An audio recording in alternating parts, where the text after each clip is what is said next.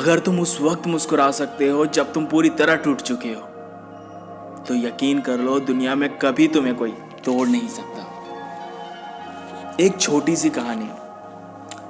ये कहानी एक राजा की है जिसका एक बहुत घनिष्ठ बहुत प्यारा दोस्त होता है जो कि दूसरी सल्तनत का राजा होता है। पहले राजा ने अपने दोस्त को तोहफा में कुछ दिया। वो तोहफा उसकी जिंदगी का सबसे महत्वपूर्ण तोहफा था, सबसे प्यारा तोहफा था।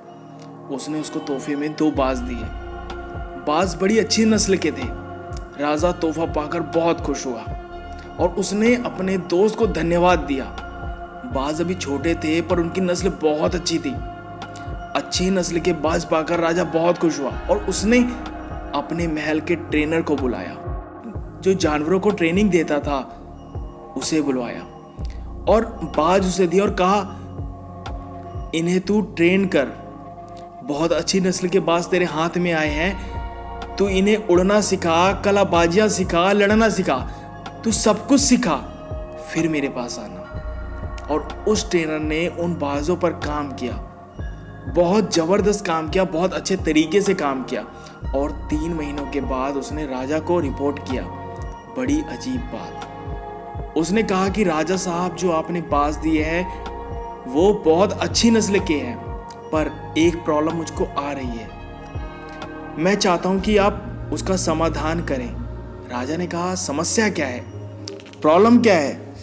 उसने कहा कि एक बाज तो शानदार उड़ता है, मस्त उड़ता है, कलाबाजियां भी खाता है, जैसा सिखाता हूं वैसा ही सीखता है, और एक उड़ता ही नहीं है, हालांकि दोनों अच्छी नस्ल के हैं। राजा ने कहा, प्रयास कर।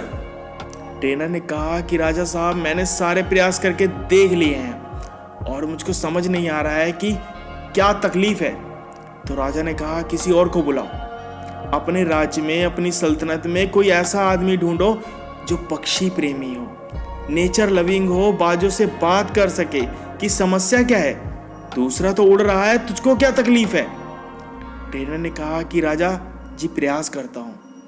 वो ट्रेनर देश में घूमा, पूरी सल्तनत में घूमा और एक आदमी को पकड़ कर लाया और उसको जिम्मा दिया कि तू ट्रेनिंग दे इन बाजों को। और 3 से 4 दिन बाद उस आदमी से दोबारा मिलने गया जिसको वो बाज हैंडओवर किया था।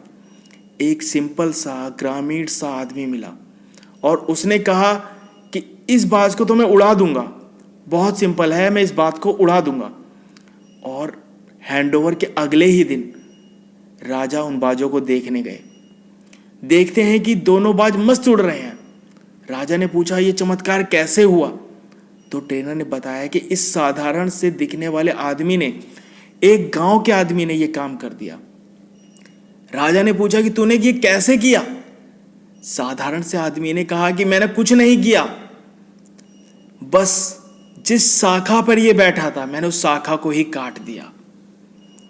साला अपने आप उड़ने लगा। दोस्तों, आप कौन सी शाखा पर बैठे हो? मैं चाहता हूं कि आप उस शाखा को काटो,